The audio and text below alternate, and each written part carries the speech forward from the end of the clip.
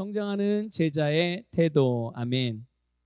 오늘 우리가 읽은 본문 말씀은 엘리사가 엘리야의 제자로 부름을 받고 정말 좋은 제자로 세워지는 그러한 내용입니다. 엘리사 좀 헷갈리지 않나요? 저도 종종 헷갈립니다. 그래서 엘리사가 한 말을 엘리야가 했다고 그러고 엘리사에게 일어났던 기적을 엘리야에게 일어났다고 그러고 그런 적이 한두 번이 아니에요. 근데 어쨌든 여러분들 지혜로우시니까 헷갈리지 마시고 자, 오늘 그래서 엘리사 이야기를 통하여서 오늘 하나님께서 우리에게 또 우리를 온전케 하시는, 또 온전히 주님을 따르는 제자로 세워가는 일에 정말 통찰력을 얻고 주님의 능력으로 세워지기를 주님의 이름으로 축복합니다. 엘리야는 여러분이 잘 아시는 대로 당대 엘리야가 살아갔던 그 시대에 아주 훌륭한 하나님께서 하나님의 일을 위해 세우신 하나님의 종이었습니다. 엘리야는 자기의 능력으로가 아니라 전적으로 하나님의 능력으로 하나님의 일들을 감당을 했죠. 물론 당연히 삶도 어떤 사역적인 일뿐만 아니라 그의 삶 역시도 하나님의 능력으로 살아갔습니다. 오늘 저와 여러분이 단지 주님의 일을 위하여 봉사한다든지 또 이렇게 예배를 드린다든지 또 기도할 때만 하나님의 능력을 힘쓰는 게 아니라 우리의 모든 삶에 하나님의 능력으로 살아갈 수 있도록 성령께서 우리 안에 역사하시는 줄 믿습니다. 여러분, 성령의 능력으로 여러분의 모든 삶을 다스려가기를 주님의 이름으로 축복합니다. 자, 이제 이 엘리야가요, 어느 날 사밧의 아들 엘리사라고 하는 사람을 만나게 됩니다. 엘리사가 12겨리소를 이끌고 앞세우고서 밭을 갈고 있었을 때 엘리야가 자기의 겉옷을 엘리사에게 이렇게 던져줍니다. 당시에 이 겉옷은 그 사람의 신분이나 그 사람이 어떤 일을 하는 것을 잘 나타내 줍니다. 오늘날은 우리가 유니폼을 입잖아요. 그래서 경찰은 경찰 제복을 입고 군인은 군인의 군복을 입고 또 이렇게 마트라든지 어디 보면 유니폼들이 있어요. 이제 그걸 보면 이 사람은 어디에서 일하는 사람이구나, 또 어떤 일을 하는 사람이고 우리가 좀 힌트를 얻을 수 있잖아요. 그것처럼 이 당시에도 이 이스라엘 사람들에게 있어 겉옷은 그 사람의 신분과 또 사회적 지위, 또 그 사람이 하는 일을 나타내줘요. 그런데 엘리야가 어떻게 했다고요? 밭을 갈고 있는 엘리사에게 자기의 겉옷을 벗어서 이렇게 던져줍니다. 그런데 엘리야가 이렇게 엘리사에게 자기 겉옷을 던져준 것은 엘리사로 하여금 자기를 따르게 하기 위함이었어요. 그러니까 겉옷을 던져줬다는 것은 엘리사를 자기의 제자로 불렀다는 그런 상징적인 행동이었습니다. 그럼 엘리야가 엘리사에게 무슨 일을 하게 하기 위해서 제자로 삼으려고 한 것일까요? 그냥 내가 엘리야 스스로가 살기 편하도록 그냥 넌 나를 도와, 이런 차원이었을까요? 아니죠. 당연히 엘리야가 그동안 감당해왔던 하나님의 일들을 엘리사도 똑같이 감당할 수 있게 하기 위한 제자로 부른 것입니다. 그래서 엘리야가 엘리사에게 겉옷을 던져주며, 마치 이런 거예요. 예수님께서 베드로와 또 안드레와 또 요한과 야고보를 부를 때 어떻게 불렀죠? 제자로 부를 때 나를 따르라. 예수님은 그냥 찾아가서 즉 나를 따르라 이렇게 말을 했던 건데, 이 구약 시대에는 이런 식으로 제자를 삼았던 거예요. 그래서 이 엘리사가 이 엘리야의 부름을 받고 즉시 이제 부모님에게 가서 작별 인사를 나눕니다. 그래서 부모님에게 작별 인사를 하고 자기가 담당하고 있던 소들 중에 그 한겨리 소를 잡습니다. 이게 한겨리 하면은 2마리 소를 말하는 거예요. 2마리. 그래서 이 2마리 소를 잡고 또 소가 메고 있던 멍에와 그 기구들을 다 불살라 사르고, 그리고 그 소고기를 잡아서 소를 잡아서 고기들을 자기와 함께했던 사람들에게 다 나누어 주게 됩니다. 그리고 나서는 엘리사가 어떻게 했어요? 그리고 나서는 엘리사가 엘리야를 따라 나서게 됩니다. 이렇게 엘리사가 엘리야의 제자로의 삶이 시작이 된 거예요. 그러니까 여러분들 그렇게 생각하시면 되겠어요. 엘리사가 엘리야의 제자였구나. 이렇게 엘리야의 부름을 받고 엘리사가 제자가 되는데요. 나중에 이제 시간이 흘러서 엘리야가 이 땅에서 삶을 마치고 하늘로 승천을 하게 돼요. 성경에 죽음을 보지 않고 하늘로 올라간 사람이 두 사람이 나옵니다. 구약에. 누군지 혹시 아시나요? 한 사람은 에녹이라는 사람이고요. 아주 오래전이죠. 그리고 바로 이 엘리야가 죽음을 보지 않고 하늘로 승천을 해요. 예수님은요? 예수님은 죽으셨다가 부활하시고 그리고 승천하시잖아요. 근데 어쨌든 엘리야가 이제 죽음을 보지 않고 승천한 두 사람 중에 한 사람이에요. 그런데 이 엘리야가 그렇게 하늘로 승천했을 때 엘리사는, 그 제자였던 엘리사가 엘리야에게 역사했던 하나님의 능력을 갑절의 영감으로 받게 됩니다. 다른 제자도 좀 이따 말씀을 드릴 거예요. 다른 제자들도 많이 있었거든요. 그런데 엘리사가 그 영감을 받게 됩니다. 그래서 어떻게 됩니까? 엘리사가 엘리야의 뒤를 이어서 이제는 엘리사 시대의 당대에 하나님의 능력으로 행하는 지도자로 세워지는 거예요. 여러분, 제자가 됐다고 해가지고 계속 제자로만 남아있지 않습니다.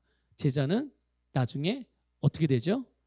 또 다른 스승이 되는 것입니다. 스승의 자리가 또 다른 제자를 삼게 되는 거죠. 그러니까 엘리사가 엘리야의 제자가 되었지만 여전히 그냥 영원히 엘리야의 제자로 남아있는 게 아니고요.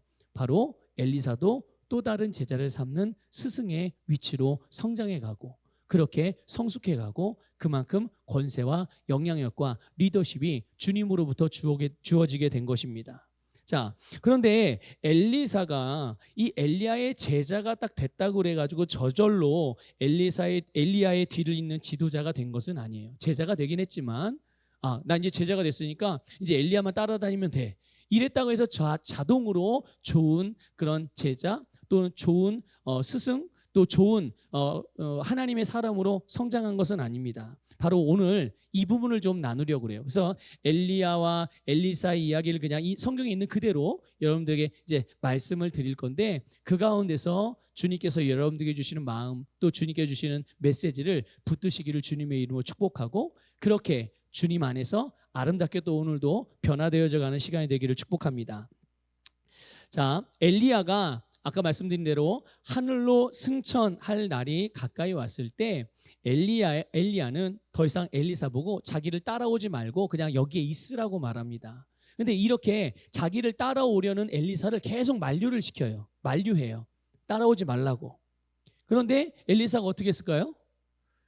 따라오지 말아라 그래서 따라왔다면 제가 말씀을 전하지 않았겠죠. 그런데 끝까지 엘리야를 따라가요. 여기 열왕기하 2장 1절 이하에 보면 엘리사와 엘리야가 길갈이라는 곳에 같이 있게 됩니다. 근데 엘리야가 이제 그 길갈을 떠나려고 하는 거예요. 떠나서 베델로 가려고 하는 겁니다. 점점 주님의 영광 가운데로 가까이 나아가는 것이고, 이걸 영적으로 우리가 적용해 보면 점점 진보하고 발전하고 성장하고 전진하는 방향으로 간다는 뜻이거든요.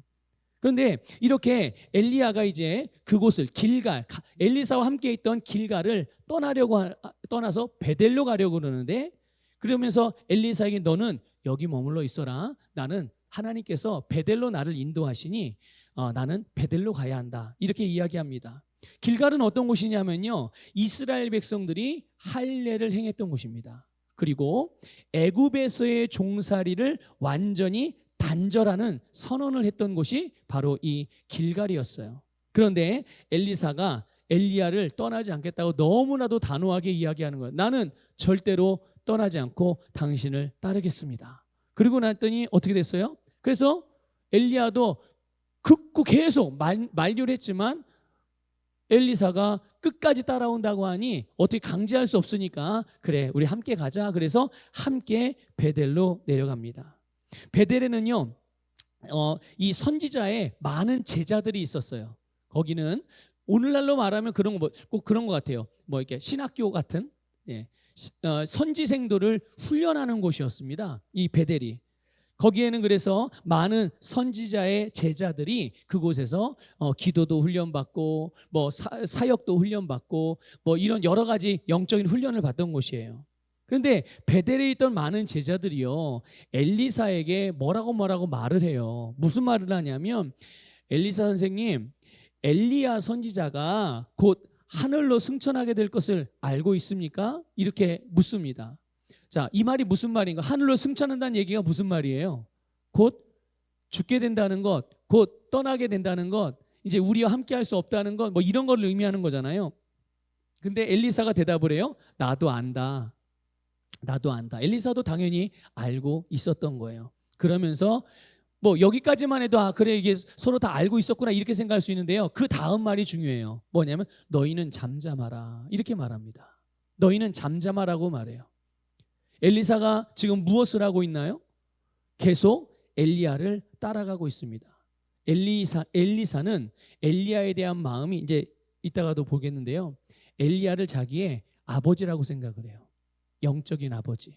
그리고 자기는 그 아버지의 유업을 받아야 돼요. 그리고 아버지의 기업을 받아야 돼요. 그리고 자기는 아버지의 기업을 이을 자라고 여겨요.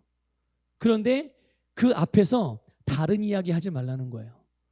그 하나님께서 그 마음에 품은 또 그가 믿음으로 붙든 모든 목적과 목표와 비전과 뜻 여기에 흔들릴 만한 여러 가지 다른 잡음들 잠잠하라 이렇게 말하는 거예요. 예, 그런 의미로 말하는 겁니다. 그러니까 지금 엘리사는 뭐 하고 있는 거예요? 중심을 잡고 있는 거예요. 주변에 어떤 사람의 말도 어떤 상황도 어떤 환경도 지금 주님께서 자기에게 행하시는 일들과 자기가 주님으로부터 받은 그런 어떤 사명들과 그 행하고자 하는 그 주님의 영광스러운 사명의 길에 대하여 다른 것들에 대한 마음을 다른 것들로부터 지키고 있는 거예요. 그래서 어쨌든 이렇게 베델에서 이런 일이 있었어요. 그리고 나서 엘리야는 길갈에서도 그랬던 것처럼 또 이제 하나님의 인도를 따라서 다음 장소인 이제 내가 여리고로 갈 테니 엘리사 너는 베델 여기에 머물러라 이렇게 말합니다. 엘리사가 어떻게 했을까요? 그래요. 내가 한 번은 그냥 스승님의 말을 어기고 여기까지 따라왔지만 내가 이제는 그냥 그럼 여기에 머물겠습니다. 이렇게 했겠습니까? 아니에요. 그러지 않았어요. 또 엘리야를 떠나지 않겠다라고 대답합니다. 이 두 사람, 그러니까 이 스승과 제자는 그래서 이번에도 함께 그 다음 장소로 가게 돼요. 거기가 바로 여리고였어요. 그런데 여리고에도 역시 훈련받고 있는 제자들이 많이 있었습니다. 그러니까 곳곳에 선지생도들이 많이 있었던 거예요. 그런데 거기에 있던 제자들도 또 베델에 있던 제자들과 똑같이 엘리사에게 묻습니다. 이게 열왕기하 2장 5절인데요. 같이 한번 볼까요? 읽어보겠습니다. 시작. 여호와께서 오늘 당신의 선생을 당신의 머리로 데려가실 줄 아시나이까? 아멘. 보세요. 똑같죠. 똑같이 이 베델에 있던 제자들과 똑같이 이 여리고에서도 이 선지생도들이 엘리사에게 묻습니다. 그때도 엘리사의 대답은 엘리사의 마음은 엘리사의 생각은 달라지지 않았어요. 뭐라고 말합니까? 나도 아노니 너희는 잠잠하라. 너희는 잠잠하라. 자, 엘리야가 또 말해요. 이제는 나는 하나님의 인도를 따라 그 다음 단계인 요단으로 간다. 그러니 엘리사 너는 여리고 여기에 남도록 해라. 그런데 이번에도 엘리사는요 자기의 스승을 떠나지 않을 거라고 답하고 함께 요단까지 갑니다. 자, 이때 선지자의 제자 약 50여 명의 제자가 멀리서 엘리야와 엘리사를 보고 있었어요. 어쩌면 그 엘리사가 이제는 떠나지 않겠어? 엘리야를 떠나지 않겠는가? 이렇게 생각하고 바라봤을 수도 있어요. 근데 뭐 성경에는 그런 내용 나오지 않으니까 그냥 생각만 해보는 겁니다. 어쨌든 이 50명의 제자들 적지 않은 숫자잖아요. 이들을 보고 있는데 그러나 엘리사만 자기의 스승을 끝까지 따릅니다.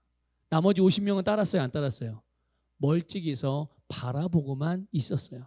그런데 바로 거기에서 엘리사는 직접 기적을 경험하게 됩니다. 능력을 경험하게 되는 거예요. 엘리야가요 요단을 가려고 하는데 앞에 길목을 가로막는 게 있었어요. 그게 뭐냐 바로 요단강이었어요. 요단강을 건너가야 되는데 물이 있으니까 강이 흐르니까 건너가요 못 건너가요? 못 건너가죠. 그래서 어떻게 합니까? 겉옷을 벗어서 그 요단 강물을 내리칩니다. 그랬더니 어떻게 돼요? 정말 놀라운 기적이 일어나죠.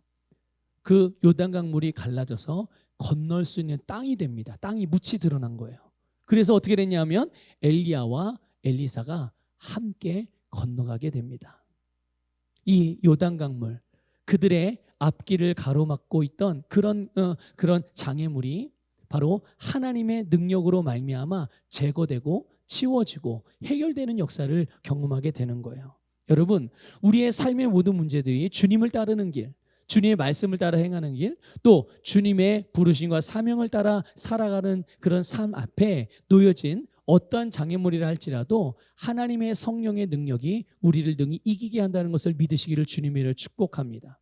우리의 육신의 힘으로, 또한 어떤 세상의 스펙으로, 또는 어떤 사람의 지식으로는 뭐 한계가 있을 수 있지만 하나님의 영이신 성령은 우리에게 능력으로 역사하셔서 우리로 하여금 주님께서 우리에게 하라고 하신 그런 일들에 대하여 제한 없이 역사하시는 분이세요.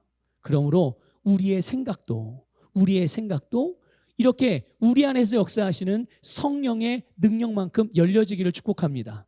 우리의 생각으로 제한하지 말고, 내 경험으로 제한하지 말고, 하나님의 말씀이 나에게 하라고 한 일이라면 그것은 가능하기에 할 수 있게 하라고 한 것이니 믿음으로 성령의 능력을 의지하여 성령의 능력으로 모든 장애물들을 이겨나가시기를 주님의 이름으로 축복합니다. 자, 그런데요, 이렇게 엘리야와 엘리사가 함께 요단강을 건너갔어요. 그런데 이것만도 얼마나 큰 기적입니까? 그런데 더 놀라운 일이 일어나요. 그게 뭐냐면 요단강을 건넌 다음에 엘리야가 엘리사에게 묻습니다. 내가 너에게 어떻게 해주기를 바랐냐? 이렇게 물어요. 이제 최후 마지막이 된 거예요. 마지막이. 끝까지 따라온 이 엘리사에게 내가 너에게 무엇을 해주기를 원하냐? 이렇게 묻습니다. 그랬더니 엘리사가 대답하기에 스승님이 가지고 계신 그 능력을 내가 갑절로 받기를 원합니다. 이게 열왕기하 2장 9절 말씀이에요. 선생님이 가지고 계신 그 능력을 내가 갑절로 받기. 그럼 이 엘리사의 스승인 엘리야가 가지고 있는 그런 능력이 누구의 능력입니까? 엘리야의 능력입니까? 하나님의 능력입니까? 네, 하나님의 능력입니다. 여러분 혹시 하나님의 능력을 알아보셨습니까? 알아보셨어요? 눈치채셨습니까? 예, 여러분 그런 거 있잖아요. 만약에 길거리 가다가요, 뭐 요런 거를 하나 이렇게 발견을 한 거예요. 그런데 우리 같으면 이런 거 보면 어떻게 해요? 지나가다 이런 거 있으면 이게 뭐야? 그 발로 툭 치고 지나갈 거 아니겠어요? 근데 만약 이게 진짜 다이아몬드였다고 생각을 해보세요. 근데 모양도 다이아몬드 같아요? 안 같아요? 안 같아요. 그냥 이게 유리 컵뚜껑 같이 생겼잖아요. 근데 이게 다이아몬드로 만들어진 거죠. 그러니까 예를 들어서. 근데 이게 땅에 떨어져 있어요. 그럼 우리 같으면 어떻게 해요? 이거 모르니까 왜 이 병뚜껑이 컵뚜껑이 여기 떨어져 있지? 이거 잘못 깨지면 위험한데 저희 쓰레기통에 던져버리지 않겠어요? 발로 차버리든가? 그런데 다이아몬드를 아는 사람은 이거를 발견해요, 못 발견해요? 지나가다 그 사람이 이걸 봤다고 생각해 보세요. 그럼 그 사람은 이거를 발로 차버릴까요? 얼른 주워서 어디 보는 사람 없나? 이러고 얼른 품에 품지 않겠습니까? 자, 깨지면 위험해, 안 위험해요? 깨지면 위험해, 안 위험해요? 위험하죠. 그래도 이 가치와 이것이 무엇인지를 알면 이것을 품는 것입니다. 믿으십니까? 예. 여러분, 성령의 능력, 하나님의 능력을 여러분 정말 깨닫기를 주님의 이름으로 축복합니다. 그냥 예배 시간에 또 설교 시간에 또 아니면 뭐 성경 공부 시간에 뭐 어디 이게 기독교 방에 들리는 하나님의 능력으로 사십시오, 성령의 능력으로, 이러니까 너무 많이 들어서 그게 너무 구태의연하게 들려지고 아니면 너무 상투적으로 들려지고 너무 기계적으로 들려져서 우리의 일상에서 너무 많이 듣는 표현들 아닙니까? 그리스도인들이라면 일상에서 너무 많이 듣는 표현이에요. 그러다 보니까 그런 말씀을 들어도, 그런 말을 들어도 뭐 그런가 보다 하고 넘어가겠지만, 여러분 하나님의 능력을 알아보는 사람들은 그런 말씀이 자기 귀에 들려질 때 절대로 그냥 넘어가지 않습니다. 어떻게 합니까? 믿음으로. 지금 여러분들 그렇게 믿음으로 아멘 한 것처럼 아멘으로 받게 되는 거예요. 그게 10번 그런 말을 듣든 뭐 5번 말을 듣든 아니 100번 말을 듣든 그때마다 이 가치를 알아보는 사람들은 믿음으로 그것을 취하게 되는 거예요. 아멘으로 받게 되는 거죠. 여러분, 하나님의 능력인 성령의 능력으로 여러분의 모든 삶을 다스려 가시기를 주님의 이름으로 축복합니다. 엘리사가 바로 엘리야 스승에게서 그것을 본 거예요. 어떻게 여러분 엘리사가 엘리야의 모든 머리부터 발까지 다 마음에 들었겠어요? 네? 사람이 완전한 사람이 어디 있습니까? 심지어 예수님도 완전하지 않은 부분이 있었어요. 뭐냐?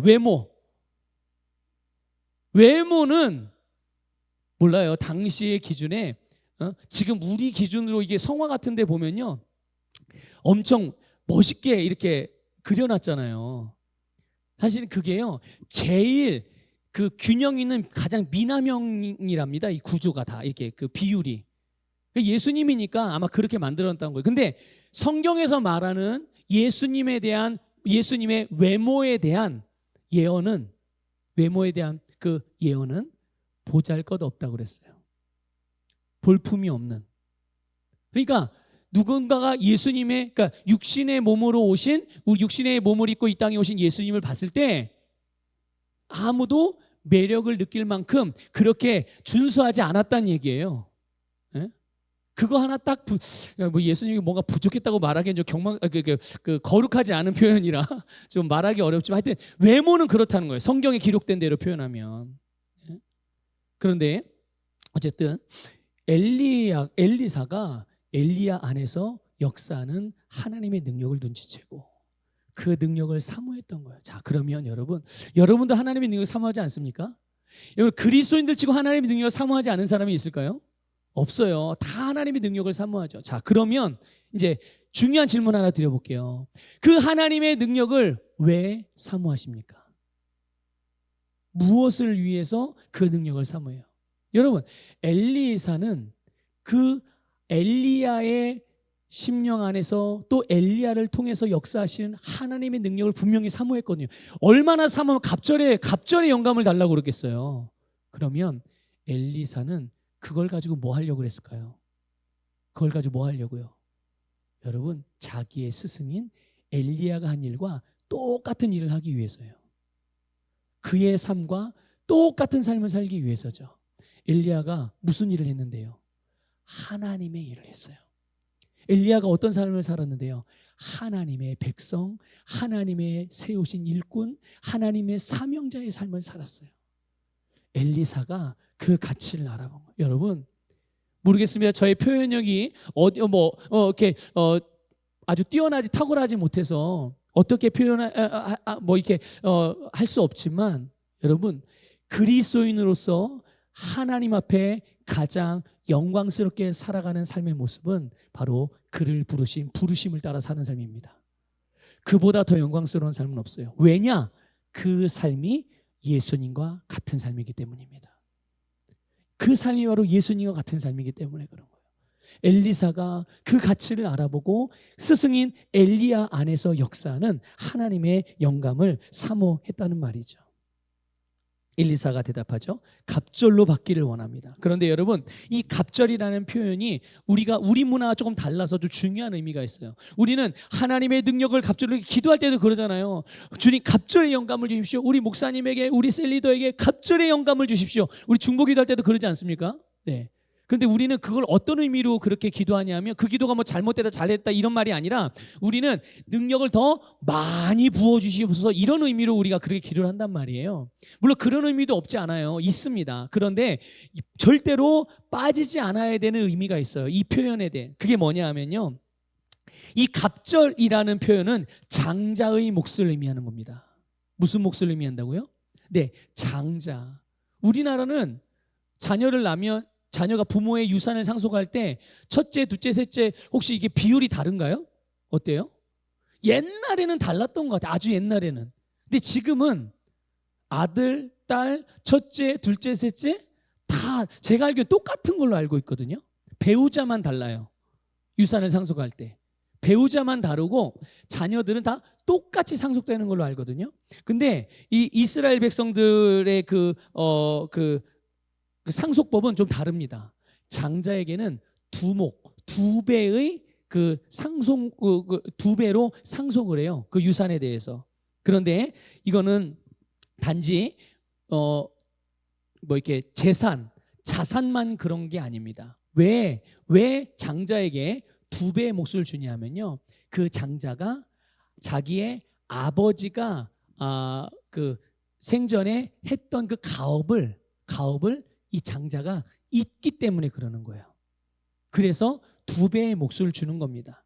그러니까 장자가 부모로부터 두 배의 유산을 받아서 가정이며 가문의 기업을 잇는 상속자요 후계자가 된다는 의미가 이 갑절이라는 표현 안에 들어있는 그런 의미인 거예요. 그러니까 엘리사는 단순히 엘리야를 통해서 역사하신 하나님의 능력이 자신에게 더 많이, 엘리야 선생님보다 더 많이 나타나기를 원합니다, 이런 의미에서 구한 게 아니라 엘리야가 감당했던 하나님의 일들을 자신도 똑같이 행하는 후계자가 되겠다는 거예요. 똑같이 그런 상속자가 되겠다는 거죠. 똑같이 그런 제자가 되기를 원한다는 뜻으로 그렇게 구했던 것임을 깨달으시기를 축복합니다. 왜냐? 그가 했던 일이 하나님의 일이었기 때문에 그래요. 만일 어디 가가지고 뭐 사업을 한다든지 뭐 장사를 한다든지 뭐 직장 생활 때 그러면 그러면 엘리사는 엘리야에게 이렇게 구하지 않았을 거예요. 엘리야가 하나님의 일들을 감당했기 때문에 자기의 부르심도 역시 하나님의 일들을 감당하는 거였기에 바로 그것을 위하여 이 갑절의 영감을 구했던 것입니다. 엘리야가 그 요구를 듣고서 대답을 하라. 열왕기하 2장 10절 같이 읽어보겠습니다. 시작. 이르되 내가 어려운 일을 구하는도다. 그러나 나를 내게서 데려가시는 것을 내가 보면 그 일이 내게 이루어지려니와 그렇지 아니하면 이루어지지 아니하리라 하고 아멘. 자, 여기 보면요, 엘리사가 자기 스승으로부터 자기가 지금 요구한 거 있잖아요. 구한 것을 얻는 데 있어서 아주 중요한 것을 우리에게 알려줍니다. 엘리야가 말합니다. 나를 너에게서 데려가시는 것을 네가 보면, 이렇게 말해요. 네가 보면. 이게 무슨 말입니까? 이게 무슨 뜻이에요? 엘리야가 하늘로 올라가기까지 끝까지 엘리사가 엘리야를 따르면 엘리사가 참된 엘리야의 제자가 되고 엘리야에게 임했던 하나님의 영이 하나님의 능력을 그대로 받게 될 것이다. 그러니까 이것은 엘리야가 주고 말고 이른 게 아니라 누가 주시는 거예요? 궁극적으로는 바로 하나님께서 주시는 겁니다. 하나님이 엘리야를 통해서 엘리사에게 주시는 거죠. 여러분, 엘리사가 어떻게 합니까? 그 말을 듣고 가만히 있으려 가라고 해도 안 갔잖아요. 가라고 해도 안 갔는데 이렇게 말했다고 그래가지고 이제 더 이상은 못 가겠어요, 이렇게 말하겠어요? 끝까지 따르죠. 결국은 어떻게 됩니까? 엘리사는 자기의 스승인 엘리야가 하늘로 승천하는 것을 목격하게 돼요. 그리고 엘리야가 승천하면서 떨어뜨린 겉옷을 이 엘리사가 취하게 됩니다. 그리고 돌아오는 길에 또 갔던 길을 다시 돌아오니까 또 뭘 만나요? 요단강이 또 그래도 한번 엘리야가 쳤으니까 계속 그냥 요단강 물이 끊어져가지고 마른 땅이 있었으면 좋겠는데 지나가고 났더니 다시 강물이 덮어가지고 다시 흐르는 강이 돼버린 거예요. 돌아오는데 다시 돌아오려면 자기가 원래 가려고 했던 곳, 가야 하는 곳으로 가려면 이 요단강을 건너가야 되는데 요단강이 다시 흐르고 있으니까 건너가요, 못 건너가요? 못 건너가죠. 그때 엘리사의 손에 뭐가 들려 있었어요? 예? 엘리사의 손에 엘리야의 겉옷이 들려 있었어요. 자기가 봤잖아요. 그리고 경험했잖아요. 자기 스승이 이럴 때 어떻게 했는지를 똑같이 하죠. 그래서 엘리사가 돌아오는 길에 그 옷으로 요단강을 엘리야와 똑같이 합니다. 그때 어떻게 됐을까요? 엘리야에게는 되고 엘리사에게는 안 됐을까요? 그렇지 않습니다. 엘리사도 동일하게 그에게도 엘리야에게 나타났던 하나님의 능력이 똑같이 나타나서 강이 갈라지고 그 강을 건널 수 있게 돼요. 자, 아까 말씀드렸죠. 엘리야와 엘리사를 멀찍이서 바라보고 있던 50명의 제자들이 있었다고 그랬잖아요. 그렇죠? 그리고 그들은 여전히 그때도 멀리서 바라보고 있습니다. 그리고 여러 제자들이 엘리야의 능력이 엘리사에게 임했다 이러면서 엘리사에게 엎드려 절하고 또 엘리사에게 이제 또 뭐라 그럴까요? 이제 자기들의 리더십이 됐다고 그렇게 이제 존중하는 그런 표현들이 나오게 돼요. 여러분, 엘리사가 이렇게 진정한 제자가 될 수 있었던 것. 여러분, 진짜 제자는 어떤 것을 보고 진짜 제자라고 말할까요? 오늘 여러분 성장하는 제자라고 제목에 그렇게 표현을 했는데요. 어떤 제자가 성장한 제자일까요? 그것은 다른 게 아닙니다. 바로 스승의 삶을 사는 제자가 진짜 제자입니다. 우리의 영원한 스승이 누구십니까? 네, 예수님이세요. 예수님께서 우리의 영원한 스승이시고 그분을 본받게 하기 위하여 중간중간 하나님께서 하나님의 택한 리더들을 세우셔서 영적인 지도자들을 세우셔서 우리를 온전하게 성장하도록 인도하신다는 것을 믿으시기를 주님의 이름으로 축복합니다. 이렇게 진정한 제자, 정말 좋은 제자로서 성장하는 제자가 되는데 아주 중요한 요소들 두 가지를 여러분 지금 우리가 같이 봤어요. 그 중에 하나가 뭐냐면요, 바로 하나님께 세우신 권위 아래서 배우는 영으로 기능했다는 것입니다. 배우는 영으로 기능하는 거예요. 엘리야는 여러분 당대 최고의 하나님의 사람이었죠. 그래서 그를 따르는 수많은 제자들이 있었습니다. 많은 제자들이 있었어요. 그러나 스승의 모든 것을 배우고 싶어하는 사람은 엘리사가 유일했습니다. 그것도 희한하지 않나요? 그렇게 많은 제자들이 있는데 엘리사만 엘리야의 모든 것을 담고 싶어 했던 거예요. 여러분, 그런데 아무리 좋은 선생님이라고 할지라도, 아무리 예수님이라고 할지라도 마찬가지죠. 아무리 예수님이라 할지라도 만일 학생이 배우려 하지 않거나 학생이 교만한 마음으로 있다면, 그래서 본인을 절대로 바꾸려고 변화시키려고 하지 않는다면, 내 것을 계속 고수하고 고집을 부린다면 그는 가르침을 받을 수가 없는 거예요. 그래서 여러분 가룟 유다 잘 아시잖아요. 다른 제자들은 실수 없었나요? 다 실수가 있었죠. 그런데 중요한 건 뭐예요? 그 실수에서 돌이켰다는 것입니다. 그런데 가룟 유다는 어떻게 해요? 예수님께서 사랑하시되 끝까지 사랑하셨잖아요. 끝까지. 그럼에도 불구하고 가룟 유다는 끝까지 돌이키지 않았어요. 이게 안타까운 거예요. 어떤 사람들은 가끔 그런 사람들, 아니 예수님께서 능력도 많으신 분이 그냥 가룟 유다를 한번 크게 그냥 한번 혼을 내든가, 아니요 뭔가를 어떻게 해가지고 기적적으로 그의 마음을 싹 돌이키게 해주시지는 않고 왜 그냥 죽게 내버려뒀을까, 이렇게 표현을 하는 거예요. 여러분, 그건 하나님의 방식이 아닙니다.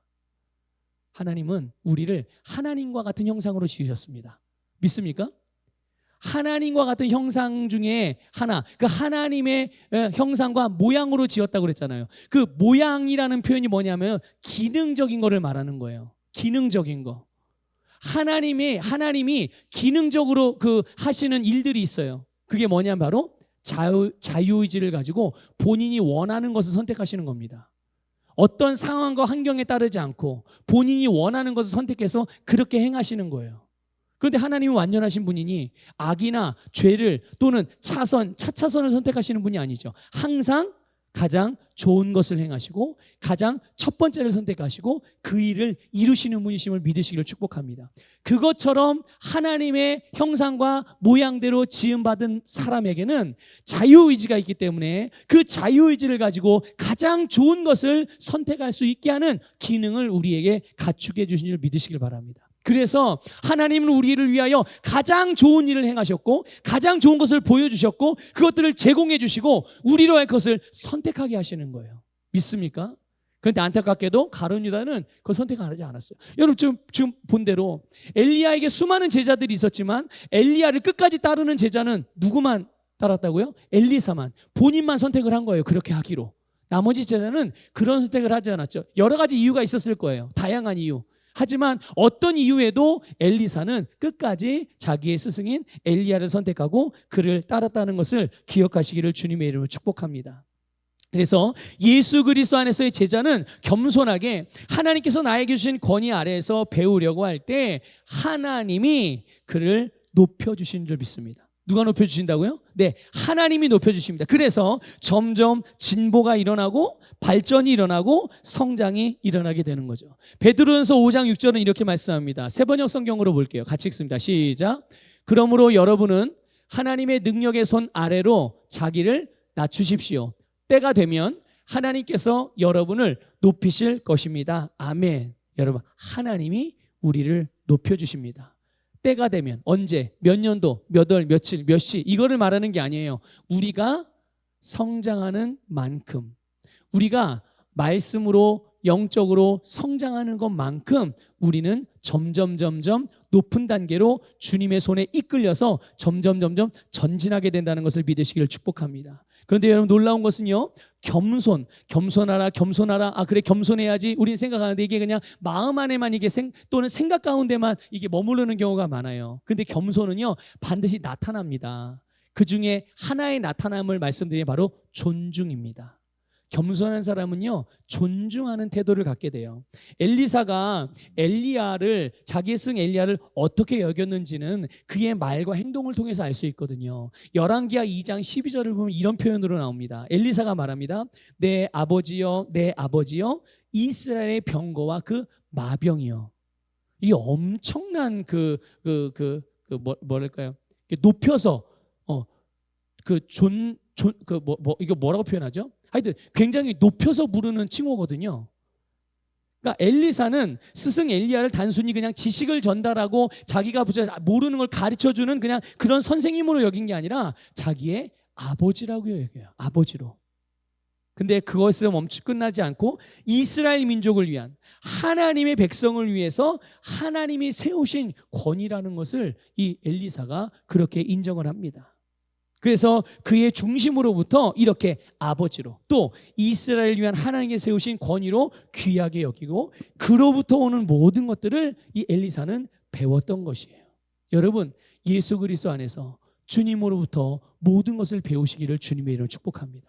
아, 이거는 내 취향에 맞으니까, 아, 이건 내 기분에 맞으니까, 이건 내 스타일에 맞으니까 받아들이고, 아, 이건 내 생각과 좀 다른데, 아, 이건 내 스타일하고 다른데, 아, 이거는 지금 내 상황이나 환경에서는 하기 어려운 건데, 이게 아니라는 거예요.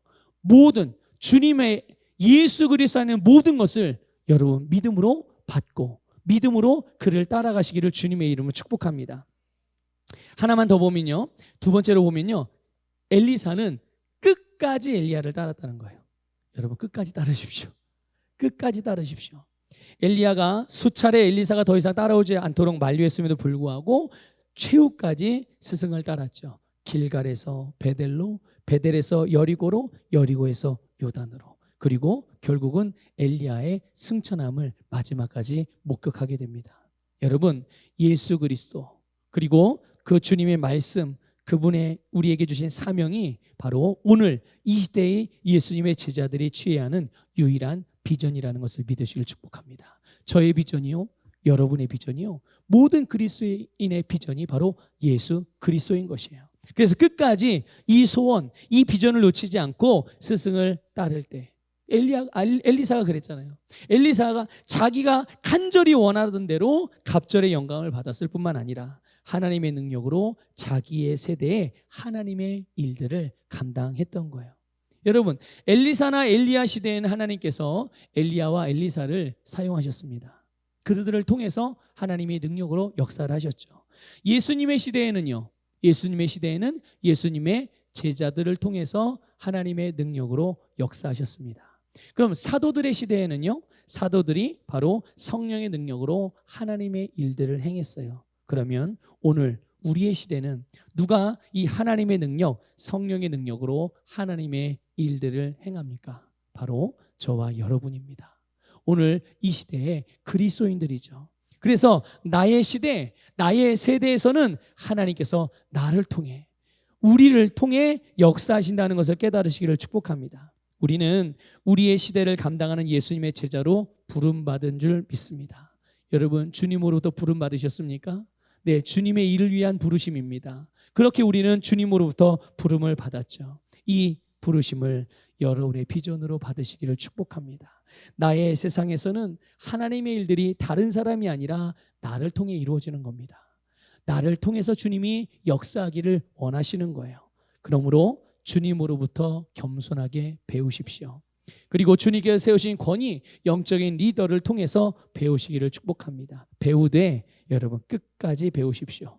다른 말로 표현해 볼까요? 끝까지 겸손하십시오. 끝까지 교정을 받으시면서 영적으로 성장하십시오. 그 가운데 여러분의 영원한 스승이신 예수 그리스도의 능력이 나타나고 여러분을 통한 주님의 뜻이 이루어지게 될 것입니다. 우리